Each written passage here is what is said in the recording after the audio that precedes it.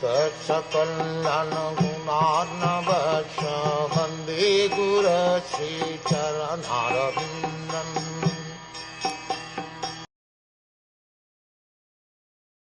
O Mother Earth, the Supreme Personality of Godhead, Hari incarnated himself as Lord Sri Krishna just to unload your heavy burden. All his activities here are transcendental, and they cement the path of liberation. You are now bereft of his presence. You are probably now thinking of those activities and feeling sorry in their absence.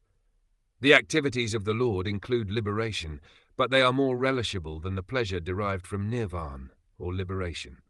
According to Srila Jiva Goswami and Vishwanatha Chakravarti Thakur, the word used here is nirvan vilambitani, that which minimizes the value of liberation. To attain nirvana, liberation, one has to undergo a severe type of tapasya, austerity, but the Lord is so merciful that he incarnates to diminish the burden of the earth. Simply by remembering such activities, one can defy the pleasure derived from nirvana and reach the transcendental abode of the Lord to associate with him, eternally engaged in his blissful loving service.